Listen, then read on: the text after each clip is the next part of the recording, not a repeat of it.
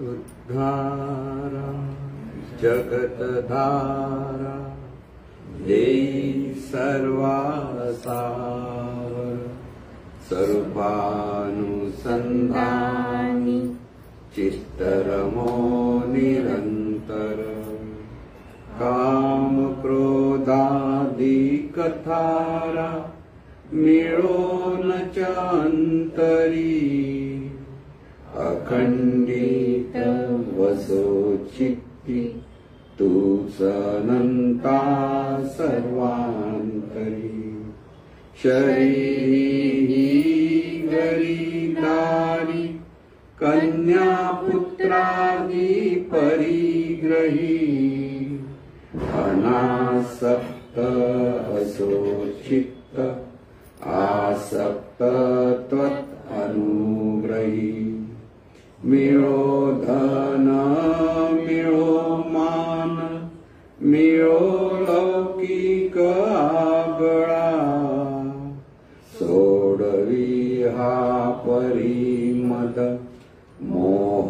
पाशांतुनी गळा असो भोग असो त्याग असो विद्या असो कला अविट पद पदमांची भाव भक्ती दे सकळा चराचर दिव्य रूप दिसो बाहेर अंतरी सर्वांचे भले व्हावे उच्चारो मन वैखरी मी माझे मावळो सर्व तू तुझे उगवता मी तूपणा जगन्नाथा ओ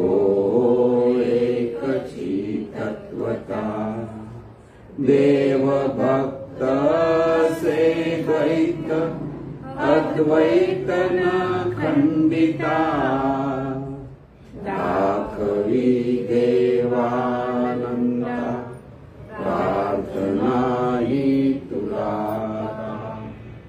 सद्गुरुनाथ महाराज की जय। सद्गुरु पैमावली मातोश्री माई यांना प्रथम कृतज्ञपूर्वक वंदन आणि आपण सर्व सद्भक्त सच्छोदक आपणा सर्वांना आदरपूर्वक नमस्कार। आज एक प्रश्न असा आहे की एकांत साधना आणि लोकांत साधना यामध्ये कोणती साधना महत्वाची आणि त्याच अंगाने दुसरा जो प्रश्न आहे की जाणीवेत जागृत राहून चिंतन कसे करायचे। जागृती चिंतन कसे करायचे हा जो प्रश्न आहे तीच खरी लोकांत साधना आहे। जाणीवेत जागृत राहून इथे जाणीवेत जागृत राहणं ही लोकांत साधना आहे आणि एकांत साधना जाणीवेत अनुभवत राहणं ही एकांत साधना। जाणीवेने जाणीवेचा अनुभव घेत राहणं ही एकांत साधना आहे आणि जाणीवेत जागृत राहून चिंतन करणं आणि चिंतनातून जीवन जगणं ही लोकांत साधना आहे। म्हणजे लक्षात घ्या काय म्हणायचा उद्देश काय। परमतत्व ज्याला आपण म्हणतो की ज्याला चैतन्य स्वरूप म्हणतो ह्या चैतन्य स्वरूपाचा अनुभव हा एकांत साधनेमध्ये घ्यायचा असतो। हा अनुभव घेण्यासाठी मन अतिशय शांत व्हावं लागतं, स्थिर व्हावं लागतं आणि त्या अशा शांत आणि स्थिर अवस्थेत ही जाणीवेचा स्वतःचा अनुभव घेऊ शकते। किंबहुना एकांत साधनेमध्ये जेव्हा बाह्य विषय कोणते राहत नाहीत कोणतेही विचार उरत नाही, बाह्य विषयाच्या अंगाने. लक्षात घ्या, विचार रहित असं म्हणत नाही आपण. इथे इतकं एकांत साधनेमध्ये दिव्यत्वाचा भाव धरत धरत जाणीव बाह्य विषयापासून दूर राहते, अन्य बाह्य विषयांचा विचार राहत नाही, पण दिव्यत्वाचा विचार काही काळ तिथे राहू शकतो. तोही राहता राहता तोही अत्यंत सूक्ष्म अशी अवस्था प्राप्त होते. आणि त्या अत्यंत सूक्ष्म अवस्थेमध्ये जो अनुभव असतो तो जाणीवेचा अनुभव असतो. बऱ्याच लोकांना हे लक्षात येत नाही. त्यांना वाटतं आपण खूप शांत झालो, निवांत झालो, आणि ते पुढे काय असा प्रश्न येतो. पुढे जाणीवेचा जो अनुभव घ्यायचा असतो किंवा जाणीवेचा अनुभव सहजपणे घेत असते, ते अनुभवत राहायचं असतं. कोणी जाणीवेचं, त्याला म्हणतात एकांत साधना. आणि ह्या एकांत साधनेच्या अनुभूतीवर किंवा अनुभवावर जागृतीमध्ये सर्वांशी की सर्व लोकांशी की सर्वांशी आपण जे संबंधित होतो किंवा त्या अनुभूतीच्या अधिष्ठानावर सहज स्मरणातून जेव्हा सर्वांशी आपण संबंधित होत असतो, सर्वांबद्दल आपल्या ठिकाणी म्हणजे साधकाच्या ठिकाणी चैतन्य भाव असतो किंवा देवभाव असतो. त्या देवभावातून तो जेव्हा सर्वांशी संबंधित होतो तेव्हा असते ती लोकांत साधना. अनुभूतीशिवाय कोणतीही गोष्ट आपण करायला जातो तेव्हा ती कल्पना ठरते. महत्वाचं मुद्दा लक्षात घ्यायचा. अनुभव यायला हवा, आणि अनुभव नेमका जोपर्यंत येत नाही तोपर्यंत त्या अनुभवाबद्दल केलेला विचार ही बऱ्याच वेळेला कल्पना ठरते. कारण तो खरा अनुभव नसल्यामुळे कल्पनेतून आपण जो अनुभव घेत असतो तर त्या बऱ्याच गोष्टी काल्पनिक ठरतात. चैतन्य स्वरूप किंवा दिव्य स्वरूप किंवा ब्रह्मस्वरूप, परमात्म स्वरूप, आत्मस्वरूप म्हणजे नेमकं काय ह्याचा अनुभव यायला हवा.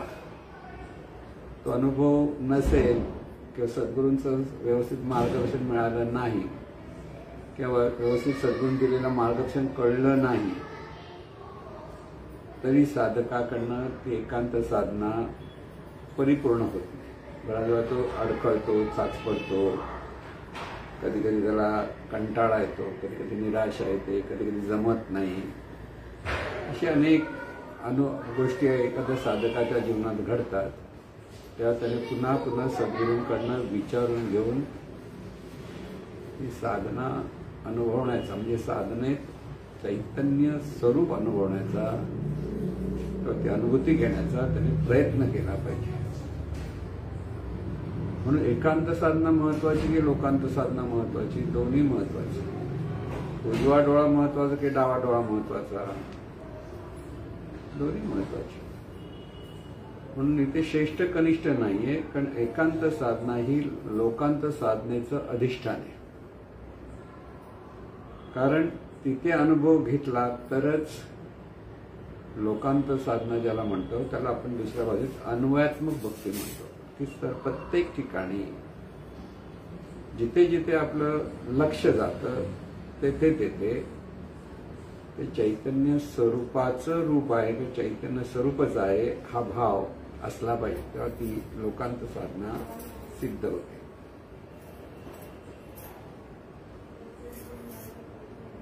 म्हणून लोकांत साधनेमध्ये जागृतीत जाणीवेने जागृतीमध्ये सतत चिंतनात राहिलं पाहिजे. हा एक भाग लोकांत साधनेचा आहे. जोपर्यंत चिंतनात नाही राहणार, ते चिंतन आपल्याकडे होणार नाही, तोपर्यंत लोकांत साधना सिद्ध होणार नाही. दोन्ही लक्षात ठेवायचं. दोन्ही एकमेकाला पूरक पोषक आहेत. की जाणीवेत जागृत राहून चिंतन करणं कसं करायचं. जाणीवेत शब्द लक्षात घ्या. नुसतं जागृती चिंतन करायचं हा वेगळा भाग. जाणीवेत जागृत राहून चिंतन करायचं हा दुसरा भाग. ते जाणीवेत जागृत म्हणजे जाणीवेचा अनुभव लक्षात घेऊन चिंतन कसं करायचं. म्हणजे ते अनुभव असावा लागतो की प्रत्यक्ष जाणीवेचं बोध त्या जाणीवेला असला पाहिजे. आपण जे जे प्रार्थना जे जे नाम स्वयंस्मरण जे सांगतो हे सर्व चिंतनाचाच भाग आहे बघायला गेलं. जर सतत त्या भावामध्ये स्वयंस्मरणातलं कोणतंही वाक्य किंवा स्वयंस्मरणाचा कोणताही भाग पुन्हा पुन्हा पुन्हा आपण चिंतनात घ्यायला लागलो आणि ते करताना हे सर्व जे चाललेलं आहे ते जाणीवेचं कार्य चाललेलं आहे ह्या भावामध्ये चिंतन व्हायला लागतं. तर ती लोकांत साधना होते. म्हणून लोकांत साधना आणि एकांत साधना ह्या दोन्ही गोष्टी व्यवस्थित समजून घ्यायला हव्यात. एकांत साधनेमध्ये सर्व विश्वापासून सर्व लोकांपासून अलिप्त व्हायचंय. अलिप्त व्हायचंय म्हणजे त्यांना सोडून पळायचं नाहीये कुठेच. मनाने अलिप्त व्हायचंय. मनामध्ये जी आसक्ती आहे प्रत्येक गोष्टीबद्दल ती आसक्ती दूर करायची. लोकांपासून दूर व्हायचं नाहीये तर लोकांबद्दल किंवा आपल्या काही गोष्टींबद्दल आपल्याकडे जी आसक्ती आहे ती आसक्ती दूर झाली पाहिजे. आणि ही आसक्ती दूर होताना मी माझं सगळं तिथे संपलं पाहिजे. म्हणून साधनेला बसतानाच मी साधनेला बसतो हा भाव असता कामा नये. कारण तिथे साधनेची जी सुरुवात आहे ती मी देहभावातला मी म्हणून जे आपण साधना करायला बसलो तर तो देहभाव तसाच राहतो. आणि त्यामुळे एकांत साधनेमध्ये जी अनुभूती घ्यायची ती कोणी घ्यायची आहे. जाणीवेने घ्यायची. चैतन्याने चैतन्य स्वरूपाचा अनुभव घ्यायचा आहे. जाणीवेने जाणीव स्वरूपाचा अनुभव घ्यायचा हे लक्षात घ्या.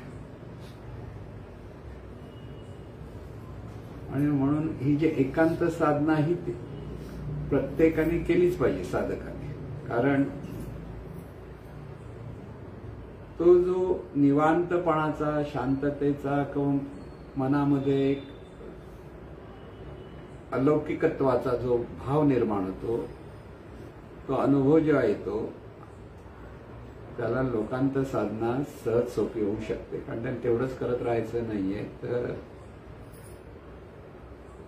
जसं गाढ झोप आणि जागृती आपल्याला आवश्यक आहे जीवनाला तसंच एकांत साधना आणि लोकांत साधना ही साधकासाठी नितांत आवश्यक आहे.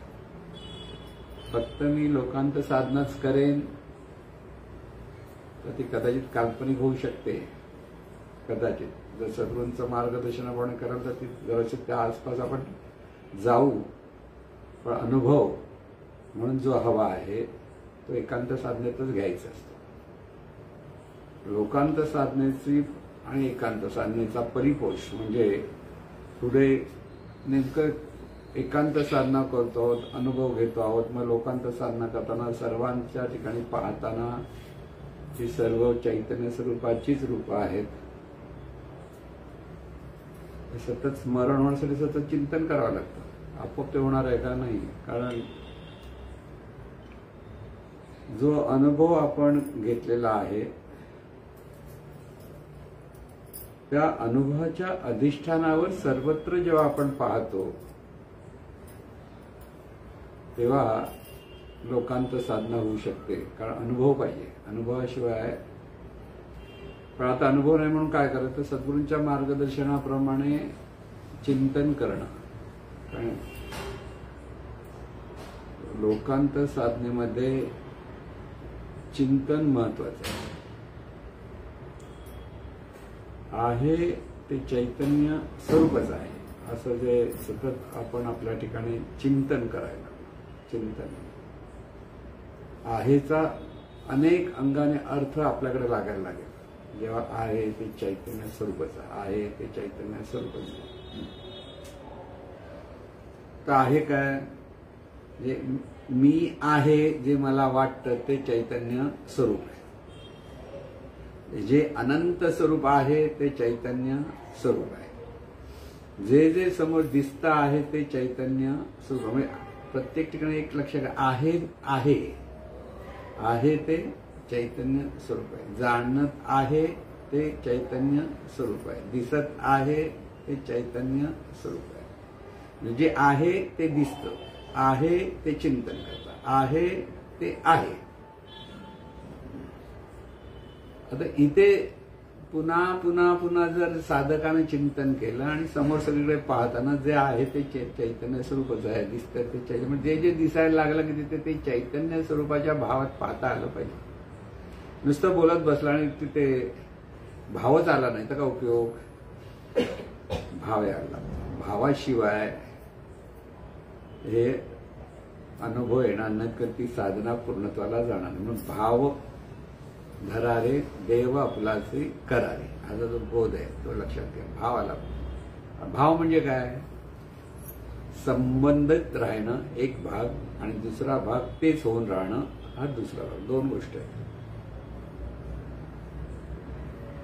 सुरुवातीच्या साधकाला आपण देवाचे आहोत किंवा परमेश्वराचे आहोत किंवा सद्गुरूचे आहोत किंवा चैतन्य स्वरूपाचे आहोत हा संबंध जोडता आला पाहिजे. संबंध जोडणं महत्वाचं. सुरुवात साधक ज्यावेळेला सद्गुरूंकडे येतो आणि सद्गुरूंचं आता ही साधना आपल्याला समजून घ्यायची असेल तर संबंध जोडावा लागतो. अनुग्रह हा सद्गुरूंशी संबंध जोडण्यासाठीच असतो. तिथे आपण सद्गुरूचे आहोत हा भाव सतत सत्शिष्याकडे असायला हवा. तिथे सत्शिष्य आधी त्याला सतत सद्गुरूंचं सतत स्मरण, हा भाव स्मरण की ते हे सर्व जीवन सद्गुरूचं, जे जे आहे ते सद्गुरूचं, जे जे आपण करतो आहोत ते सद्गुरूंमुळे करतो आहोत. इथे तो संबंध आहे, भाव आहे, सद्गुरू भाव.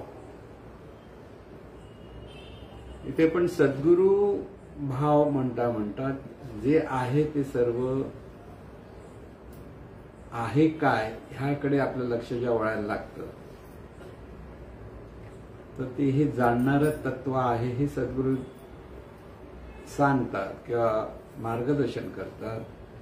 त्या जिथे मी आहे ते चैतन्य आहे हा भाव तिथे आला.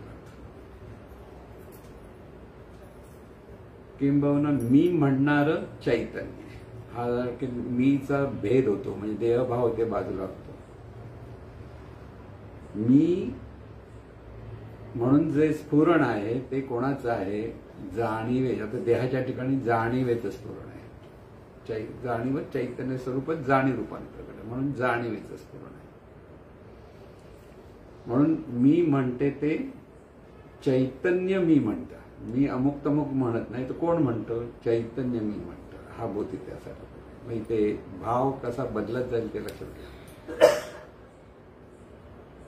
ह्या देहातून ही जी जाणीव कार्यरत आहे आणि सद्गुरू म्हणून ज्यांना आपण पाहतो तेही जाणीव स्वरूप आहेत, त्या स्वरूपाशी आपण एकरूप होणं,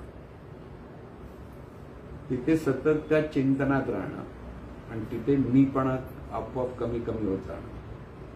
लक्षात घ्या. एकाग्र एकांत साधना म्हणजे ते अनुभवायचं आहे आणि ते अनुभवताना हा भाव आपल्याला पक्का करत जायचंय आणि त्यावेळेला चिंतन पाहिजे. चिंतनाशिवाय ते होणार नाही.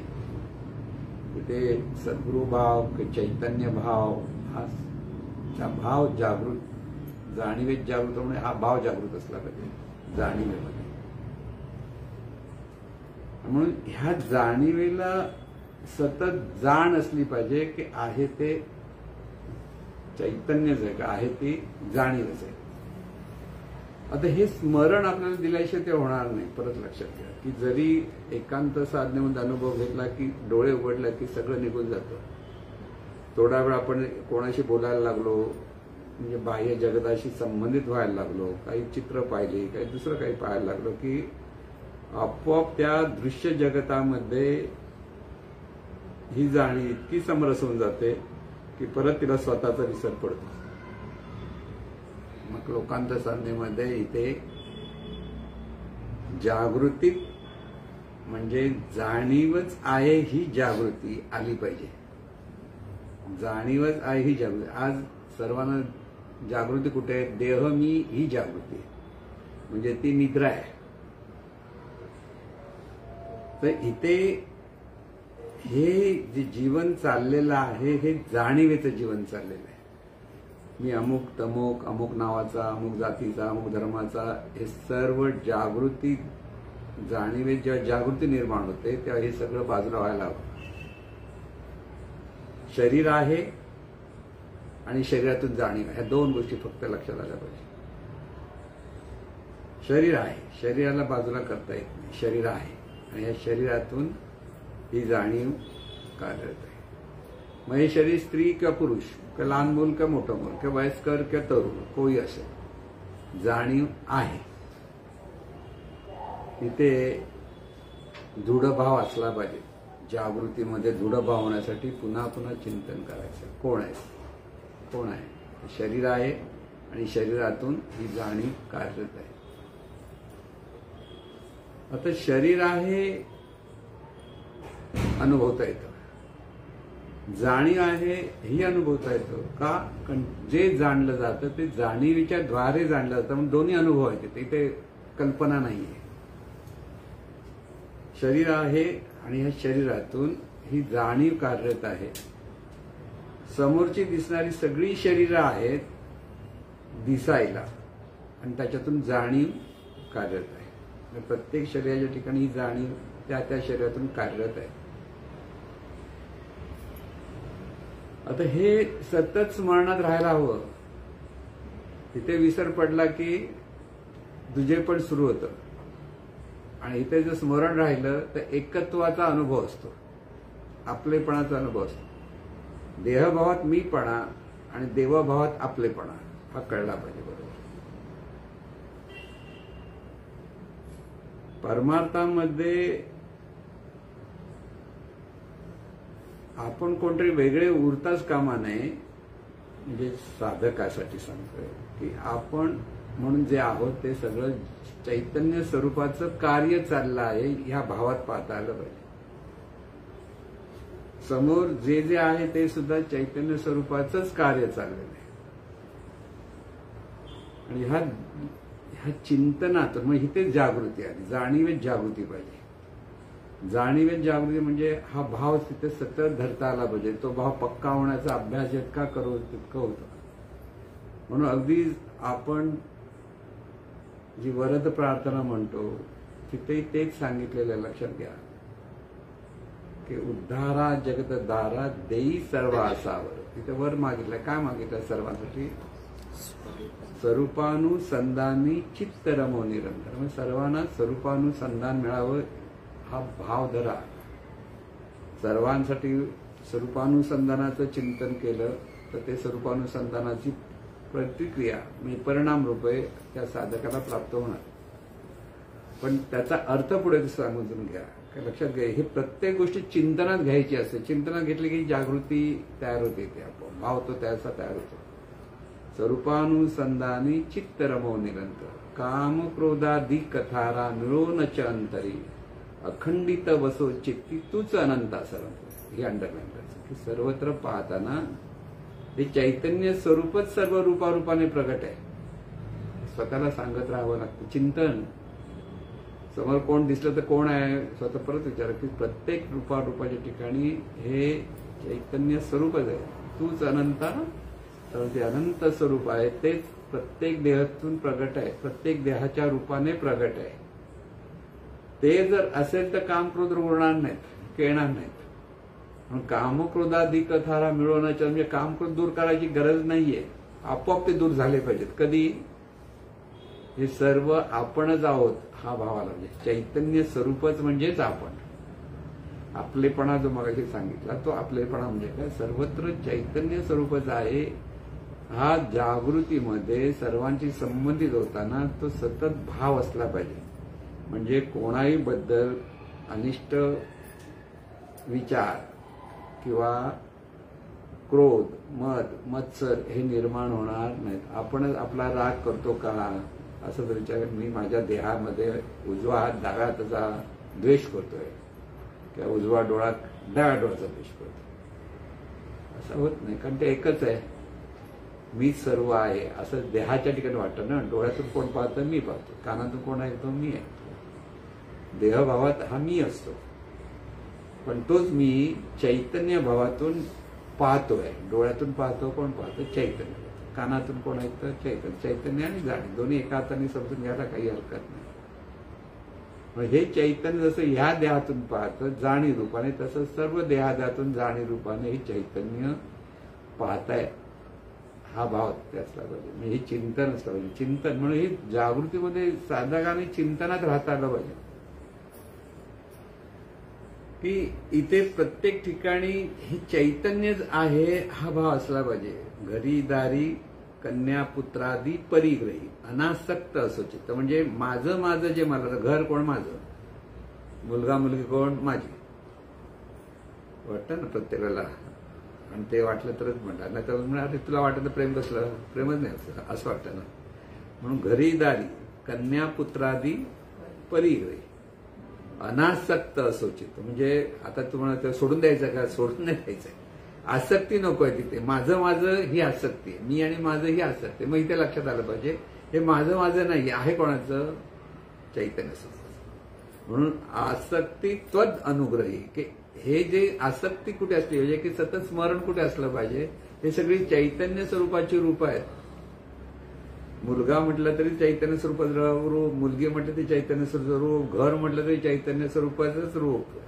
ही सर्व चैतन्य स्वरूपाची रूप आहेत. आणि त्या भावामध्ये माझं सुटलं पाहिजे. आहे ते सर्व देवाचं आहे.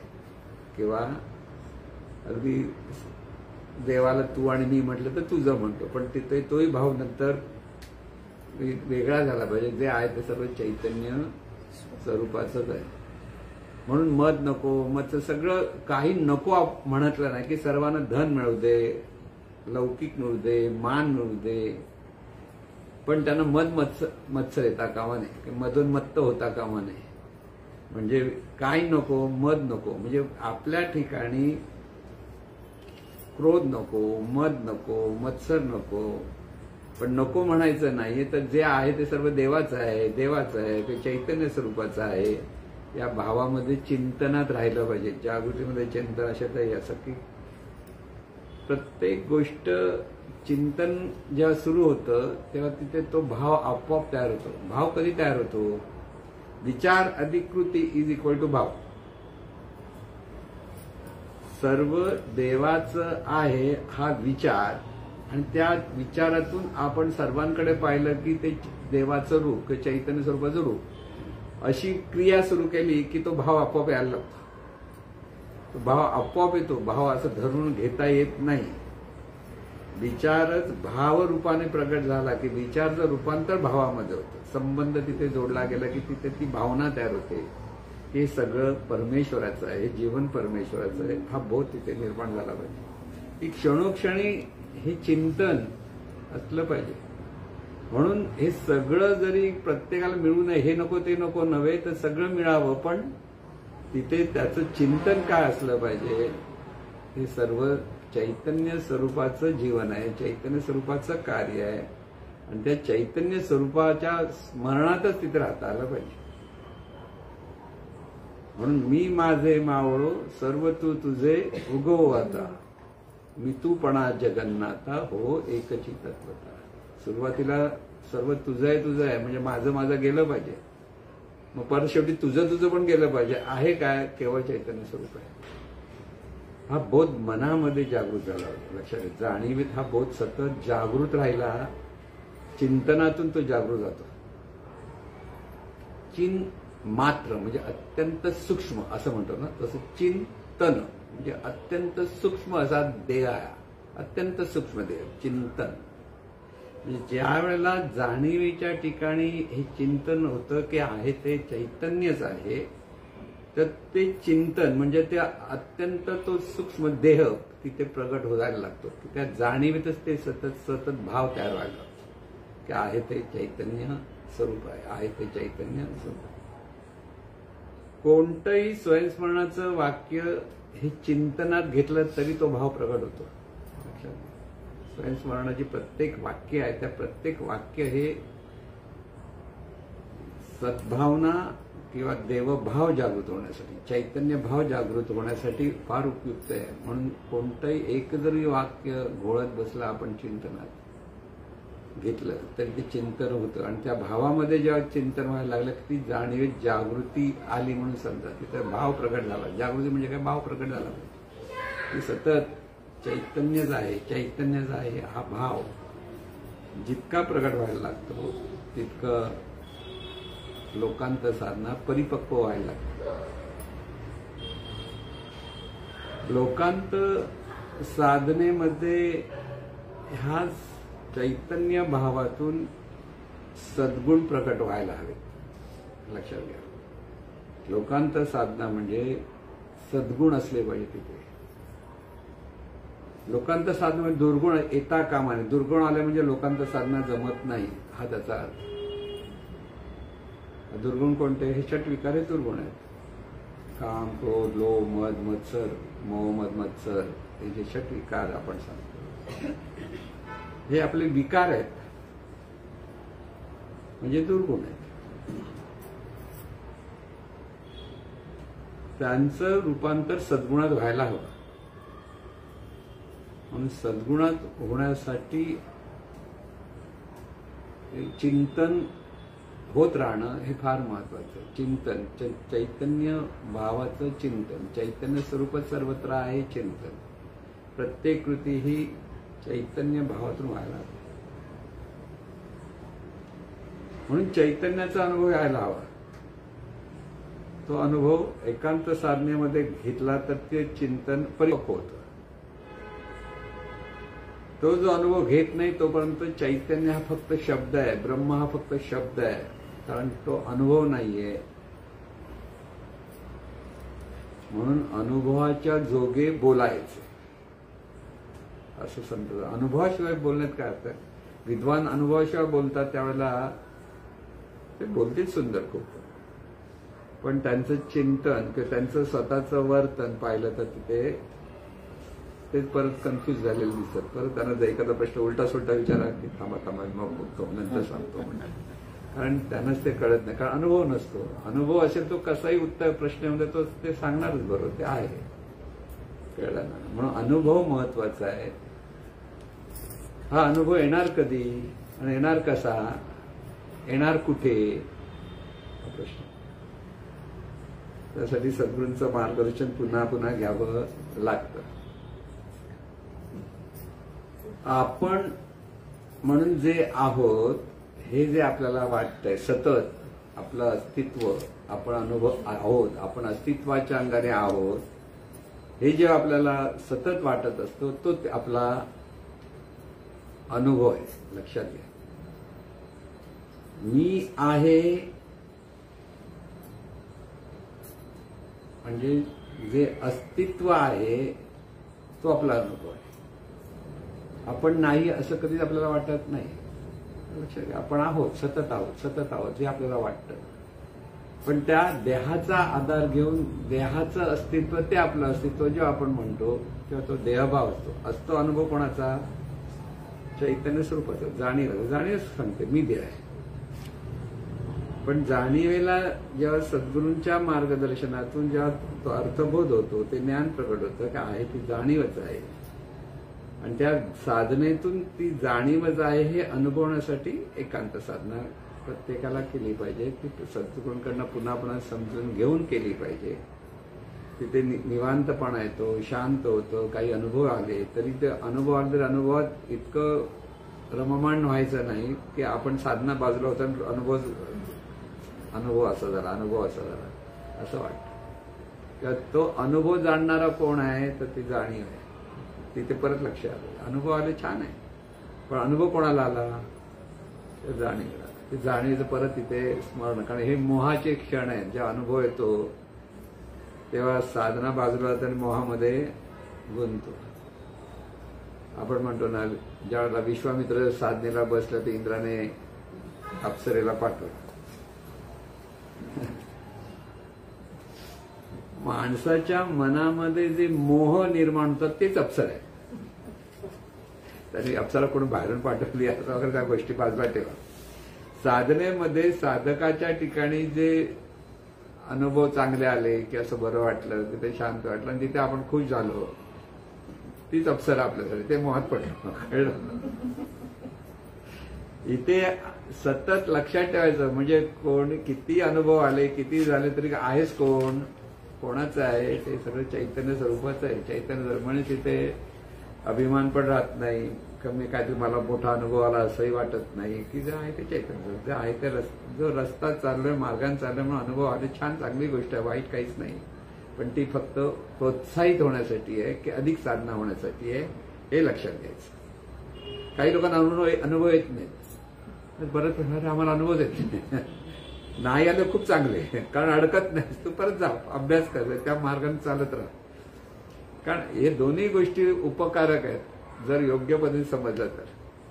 आणि तीच लोकांत साधनेमध्ये ती अनुभूती घेत राहणं, ती अनुभूती सरते. डोळे उघडले की जे अनुभव आला ते कुठे निघून गेले कळत नाही. परत लक्षात ठेवा, त्यासाठी सत्संग हवा, संत संग हवा. कारण जागृतीमध्ये पुन्हा पुन्हा आपल्याला चिंतनातच राहायला पाहिजे. जागृतीमध्ये ही जाणीवच आहे, ही जागृती आली आणि त्या जाणीवेच्या अंगाने सर्व जाणीवेचं कार्य आहे की जाणीवेमुळे चाललेलं आहे. काय ती जाणते, ती जाणीवच आहे. तिथे मी अमुक उरत नाही की मी असा तसा उरत नाही की माझं तुझं उरत नाही. तेव्हा ते लोकांत साधना व्यवस्थित चालली आहे, हा भाव लक्षात.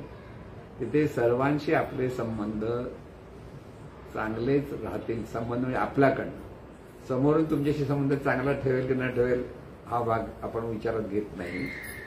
तिथे आपल्याला सर्वांशी चांगले संबंध जोडता आले पाहिजे. म्हणून सर्वांप्रती सद्भावना ही सर्वात महत्वाची. की सर्वत्र हे चैतन्य आहे म्हणून सर्वांचं भलं व्हावं, सर्वांचं कल्याण व्हावं, ही सद्भावना सतत असावी. कोणी कसाही वागो, एवढंच विचित्र वागत आहे म्हणून काय बिचाराला कळत नाही, चैतन्य असून त्याला कळत नाही म्हणून आपल्याला त्याची दया आली पाहिजे. राग येता कामा नाही. बडबडतोय बडबडू दे, काय करायचं करू दे, पण त्याचं भलं व्हावं. म्हणून सद्भावना सतत असली पाहिजे. आणि आपण म्हणतो जे सद्गुण ते आपल्याकडे असायला हवेत. कारण चैतन्य भावात आला तर समत्व येतं. सर्वत्र चैतन्यच आहे, हा समत्वाचा भाव तिथे प्रकट झाला पाहिजे. तिथे सभ्यता म्हणजे दुसरा गुण आपण नेहमी सांगतो, सभ्यता. सभ्यता म्हणजे सर्वांप्रती आदरपूर्वक बोलणं. प्रत्येक समोर आलेल्याशी आदर व्यक्त ज्या होतो तर ती सभ्यता असते. छोटा असो मोठा असो, कोणी असो, व्यक्ती म्हणून जर छोटा मोठा जर दिसत असेल तरी तिथे ते चैतन्य स्वरूपच आहे हा भाव असतो. तेव्हा तिथे सभ्यता निर्माण होते. सभ्यता म्हणजे आदर निर्माण होतो आपल्या ठिकाणी.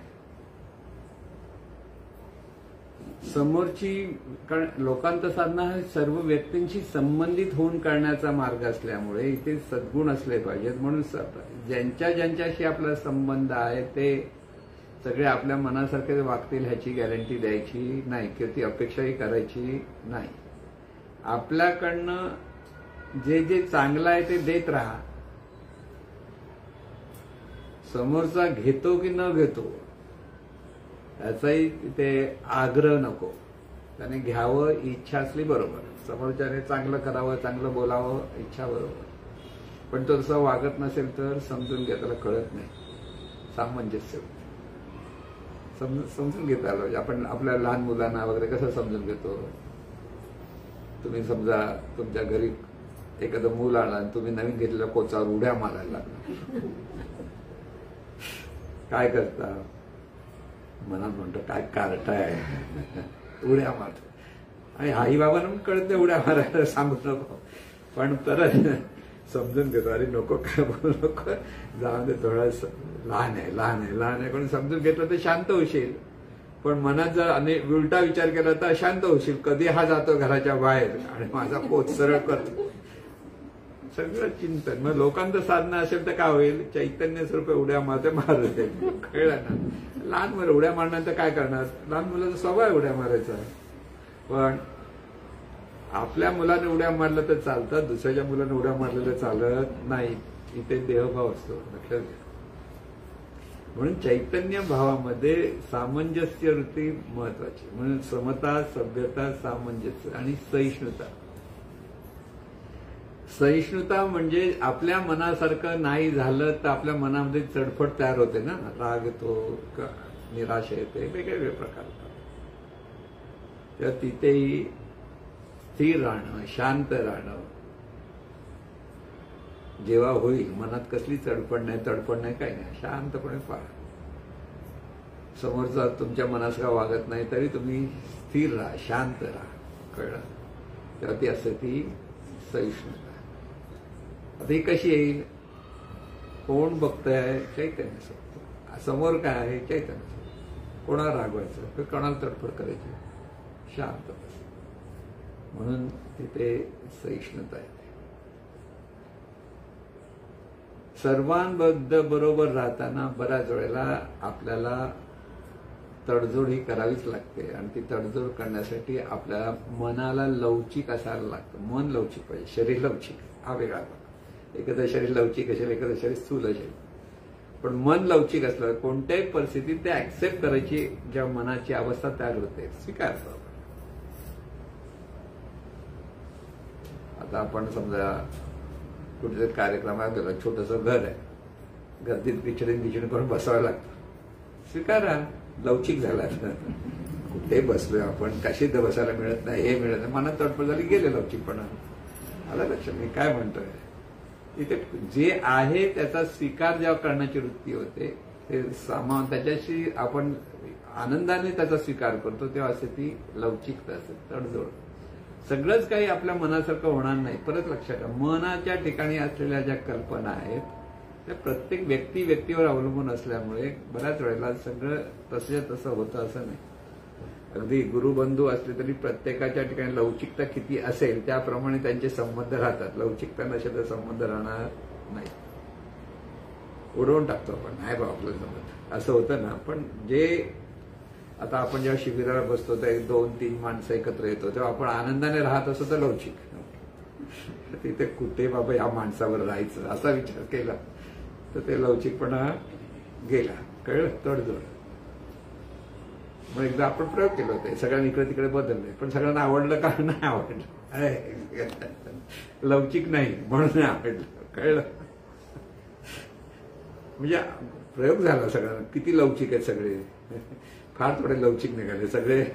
कुठे बाबा असं काय करायचं नाही तुम्ही, असंच सांगणं आलं ना परत. मग परत पुढच्या वेळेस बाबा तुम्ही जे आवड आणि प्रेमाने राहतात एकत्र राहा, वाद नको. पण ती लवचिकता असली, कोणी कोणावर कधी राहता आलं पाहिजे, इतकं लवचिक राहता आलं पाहिजे आपल्याला, कळलं ना? की तो वाक्य सांगितलं, समता, सभ्यता, सामंजस्य, सहिष्णुता, लवचिकता.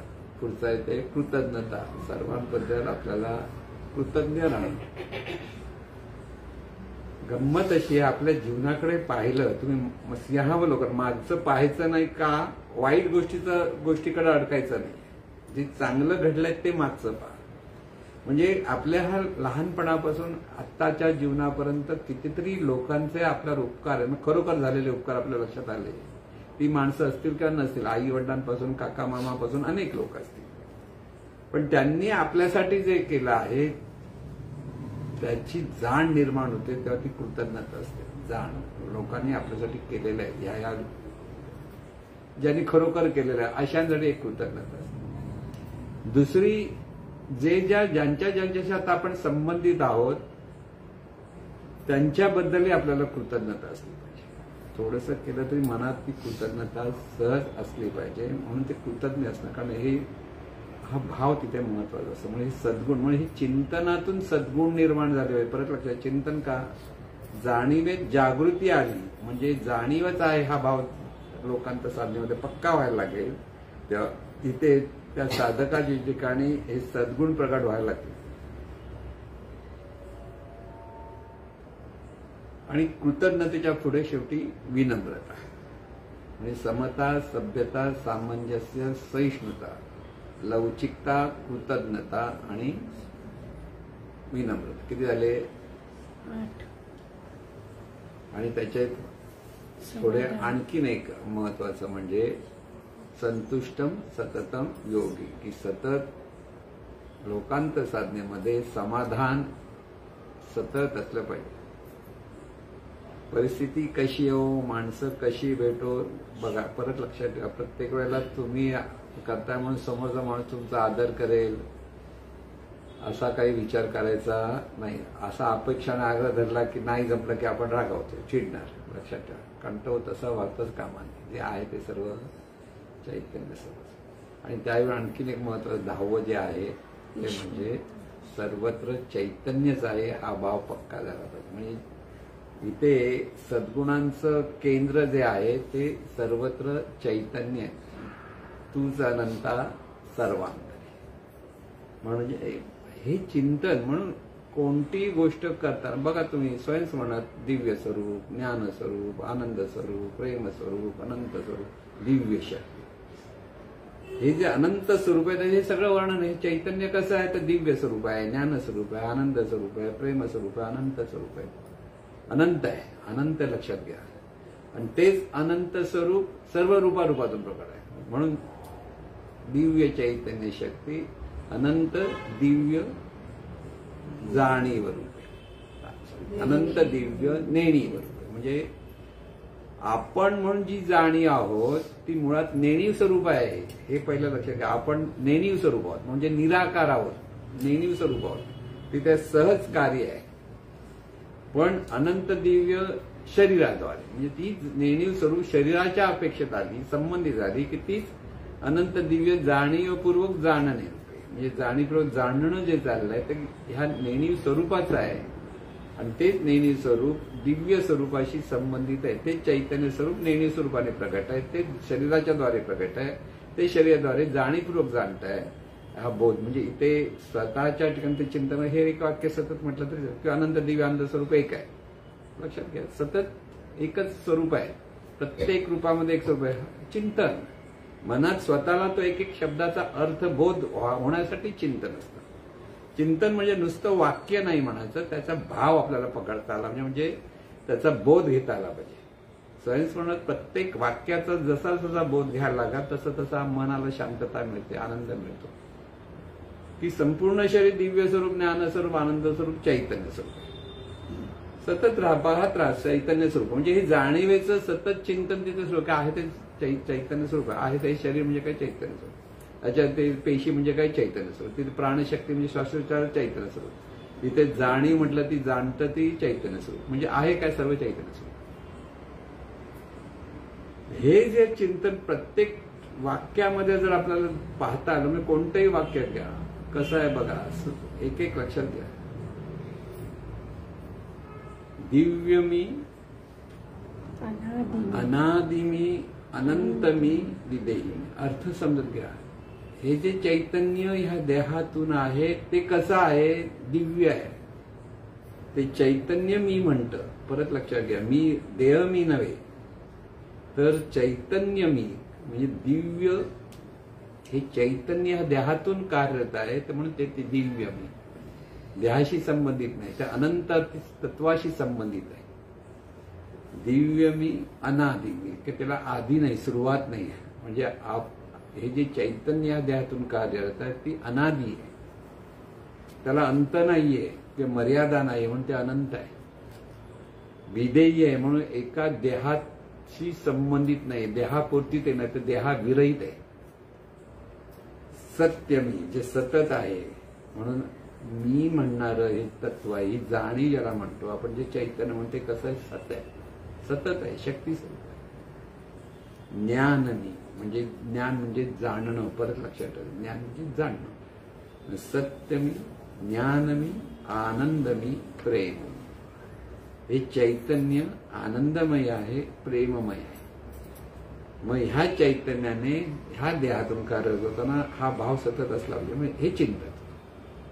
तिथे पुढे आणखी नाही, दृष्टामी, दृश्यमी, पाहणारं तत्व आहे तेच ते मी आहे आणि समोर जे दिसतं तेही चैतन्य मी आहे. मग एकच चैतन्य दोन्हीकडे आहे. दृष्टामी, दृश्यमी, दर्शनात ज्ञान. ज्ञाता मी म्हणजे हे ज्ञान जिथे धारण झालं तिथं ज्ञाता झाला आणि समोर जे पाहतो तेही चैतन्यमय म्हणते, जाणतो म्हणते, ज्ञेय झालं. मग ज्ञाता मी, ज्ञेय मी, ज्ञानात ध्यान. हे अखंड ते चिंतन व्हायला लागलं की त्याला ध्यान म्हणतात. मग डोळे बंद करून आणि डोळे उघडे करून पण हे ध्यान होतं. ध्याता मी म्हणजे हे अनंत स्वरूप चैतन्य जे आहे ते ध्याता आहे. लक्षात घ्या, मी म्हटलं की हे अनंत स्वरूप. ध्याता मी, ध्येय मी, की जे जे आहे सगळं जे विश्वामध्ये जे जे आहे तिथे काय आहे, चैतन्यच आहे. हे ध्येय सतत पहा, सर्वत्र चैतन्यच आहे. मग ध्याता मी, ध्येय मी, ध्यानात क्रिया मी. हे सगळं वैश्विक जीवनाचं कार्य झालं आहे, ती क्रिया आहे. तिथे सतत क्रिया चालू आहे, सतत कर्म म्हणतो आपण. ही जी क्रिया आहे त्या म्हणजे ह्या सगळं विश्वचा कडे पाहताना ही ज्या क्रिया चालू आहे त्या ज्या पाहताना कर्ता मी. ह्या क्रिया कोणामुळे, हे चैतन्य स्वरूपाचंच कर्तेपण आहे. मग कर्ता मी, कार्य मी म्हणजे सगळी रूप म्हणजे कार्य. विश्वरूप हे कार्य आहे. मग कर्ता मी, कार्य मी, क्रियेत भोग मी. विचार अधिकृती तेव्हा भाव येतो आणि तोच अनुभव असतो. म्हणून चैतन्य स्वरूपच कर्ता आहे आणि हे सगळं कार्य चैतन्य स्वरूपाचंच आहे. म्हणून हा भाव पक्का झाला की तो भोग येतो म्हणजेच तो अनुभव येतो. भोगता मी, भोग्य मी. हे सगळं विश्व जे आहे ते भोग्य आहे. भोग्य चैतन्य स्वरूपाचा तो अनुभव घेण्यासाठी तो भोग्य आहे. म्हणून तो अनुभव घेणारा चैतन्य स्वरूप आणि त्या ज्या रूपांच्या द्वारे अनुभव घेतो ते सगळं भोग्य आहे. भोगता मी, भोग्य मी, भोगात आनंद मी, स्वानंद मी, देवानंद. म्हणजे हे सगळं चैतन्यच कसं आहे, हे दिव्य अनंत स्वरूपच कसं आहे.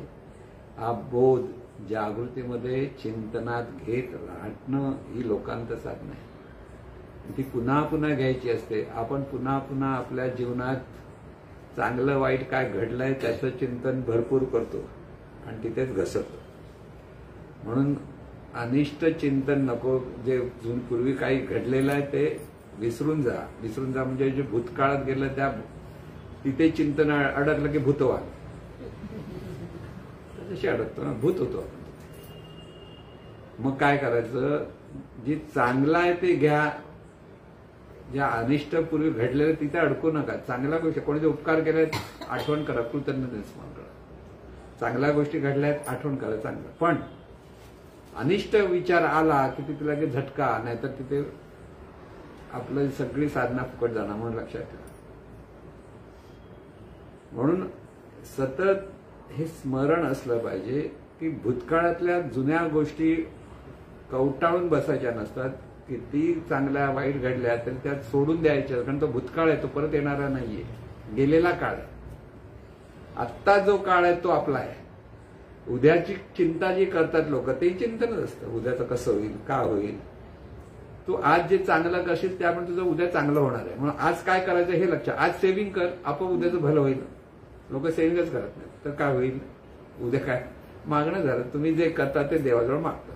असा तो अमृतविषय आहे महाराजांचा. म्हणून आज काय करशील तेच चांगलं. सगळं सतत चांगला विचार, सतत चैतन्य स्वरूपाचा या भावातून सर्वांशी चांगले संबंध जोडत राहणं. आपल्याकडनं सर्वांशी चांगले संबंध जोडत राहणं ही सुद्धा लोकांत साधना आहे. लोकांना उपयोगी पडणं ही लोकांत साधना आहे. आपल्या घरदारातच आपण अडकलेलो असतो. लोकांना उपयोगी पडायला पण जातं. मग काही लोक बरे धडपडतात, इकडे जातात तिकडे जातात करतात. ही लोकांत साधना आहे खरी. पण ती चैतन्य भावात असली पाहिजे की हे सगळं जीवन चैतन्य स्वरूपाचंच आहे, हा भाव असला पाहिजे. म्हणून हे दोन्ही महत्वाचं आहे. एकांत साधना यावी, जरी ती 1 तासासाठी 1.5 तासासाठी असेल तरी ती असायला हवी. बेस तो आहे आपल्या साधनेचा, म्हणजे जीवनाचा. आणि त्याच्या अधिष्ठानावर सर्वत्र हे चैतन्यच कसं नांदतंय हे पहा. झाड दिसलं तर ते चैतन्य म्हणून पाहता आलं पाहिजे. झाड आहे नाही, ते चैतन्य. ते आंब्याचं फणसाचं जरी कळलं तरी ते कोणाचं आहे? चैतन्य स्वरूप आहे. कुत्रा दिसला तरी चैतन्य, मांजर दिसला तरी कौतुकाने बघा कसं चैतन्य चाललंय, कसं करताय. हे सगळं जेव्हा कौतुकाने बघायला लागाल तेव्हा ते चिंतन असेल, कळलं ना. आपल्याला ते कुत्र्याचं काही चिंतन करायचं असतं तर कुत्रा नाही, ते चैतन्य स्वरूप आहे हे कळलं तर दृष्टी बदलते. कुत्रा म्हणून बघायला लागतं, अरे बापरे तो कुत्रा कशाला असं म्हणतो ना बरेच वेळा. तर कुत्रा म्हणून पाहतो. कुत्रा पाहायचे आहे, कुत्रा म्हणजे रूप आहे, पण ते चैतन्य स्वरूपाचं रूप आहे. म्हणून कुत्रा असो, मांजर असो, कोणी असो, पण प्रत्येक गोष्ट ही व्यवस्थारूप चैतन्य. याचा अर्थ समजून घ्या. या सगळी रूप ही विशिष्ट नियमाने नियमित होऊन ते चैतन्य त्याचे प्रगट होतं, त्याला रूप म्हणतात. ते रूप चैतन्य स्वरूप आहे, पण रूपाच्या मर्यादा तिथे आहेत, हे पहिलं लक्षात ठेवा. आपला देह सुद्धा चैतन्य स्वरूपात व्यवस्था रूप आहे. हे सगळी व्यवस्था रूप, सगळी रूप ही व्यवस्था रूप असतात, कारण त्यांना नियमांची मर्यादा आहे. पण त्या नियमातच ते चैतन्य वागणार. तुम्हाला चैतन्य मग नागोबा चावणार कसा का मला, मी पण चैतन्य तू पण चैतन्य. नागाला प्रेमाने जवळ केलं तर काय होईल? डसणार तू तुम्हाला, कारण तुम्हाला माहित नाही त्याला कसं पकडायचं, कळलं ना. पण ते व्यवस्था रूप आहे म्हणून त्याचा द्वेष नाही आहे. पण त्याच्या जगात तू सुखी राहा, माझ्या जगात मी सुखी राहीन, हा भाव असतो. रूपाच्या अपेक्षेत सुद्धा ही विविधतेने हे चैतन्य स्वरूप प्रगट आहे, हा लक्षात घ्यायचा असं. माणूस आता ते सगळी माणसं सारखी वागतात का? ही व्यवस्था रूप आहे, कसाही भाव असतो. त्यामुळे त्याचं भलं व्हावं म्हणा, त्याच्यावर सद्भावना ठेवा. पण सगळ्यात महत्वाचं चैतन्य आहे ही ज्या धारणा निर्माण होते तेव्हा त्याचा प्रभाव मात्र सर्व आजूबाजूवर पडायला लागतो. तो धारणा तयार झाली पाहिजे. म्हणून जेव्हा संतांच्या ठिकाणी ती धारणा निर्माण होते, धारणा आपण शब्दात पुन्हा पुन्हा का सांगतोय, हे धरून ठेवायची गोष्ट आहे की ती धरली तर तो भाव, त्याच्यातून वागणं सगळं सोपं व्हायला लागतं. आणि त्याच्यातून जेव्हा वागायला लागतो तेव्हा त्याचा प्रभाव सर्वांवर पडतो. म्हणून धारणा ही आपल्या स्वतःची सुधारणा होण्यासाठी असावी. लक्षात घ्या, सुधारणामध्ये धारणा आहे. ती धारणा सुधारणा असेल तेव्हा जीवनात आनंदी असेल. पण ती कुधारणा असेल तर तिथे तीच धारणा आपल्याला अधोगतीला नेईल. म्हणून धारणा ही प्रगतीसाठी पण उपयुक्त आहे, आणि तीच धारणा जर कुधारणा असेल तर ती अधोगतीला एक कारणीभूत आहे. म्हणून बुद्धिबळाच्या खेळामध्ये पांढऱ्या सोमट्या आणि काळ्या सोमट्या असतात. तसं विश्व जे आहे ते विश्व म्हणजे हा बुद्धिबळाचा खेळ आहे. कधी कोणतरी काळ्या सोमट्या होतं, कधी कोण पांढऱ्या सोमट्या होतं, आणि लढाई करतं, कळलं. सगळा आहे खेळ. शेवटी काय होतं, सगळ्या सोमट्या एकत्र करून बॉक्समध्ये टाकल्या की सगळं एकच होतं. हे कळलं पाहिजे. हे कळलं की सगळं काही आनंद होतो. आणि हे सर्व प्रत्येकाला, ती साधना प्रत्येकाला जमावी. कारण ती साधना ही चिंतनातूनच होते. लोकांत साधनेसाठी जाणीवच आहे, ही जागृती आली पाहिजे. आणि त्या जागृतीमध्ये प्रत्येकशी कसं संबंधित राहायचं आणि त्याच्यातून कसं समाधानाने जीवन जगायचं हे कळलं पाहिजे. तिथे समाधान सुरू झालं की ती चिंता साधना व्यवस्थित जमते. आणि सर्वांना दोन्ही साधना जमाव्यात की त्याच्यातून आपली प्रगती साधावी, ही सद्गुरूचरणी प्रार्थना. ईश्वरा सर्वांना चांगली बुद्धी दे, आरोग्य दे, सर्वांना सुखात आनंदात ऐश्वर्यात ठेव. सर्वांचं भलं कर, कल्याण कर, रक्षण कर, आणि तुझे गोड नाम मुखात अखंड राहू दे. सद्गुरुनाथ महाराज की जय.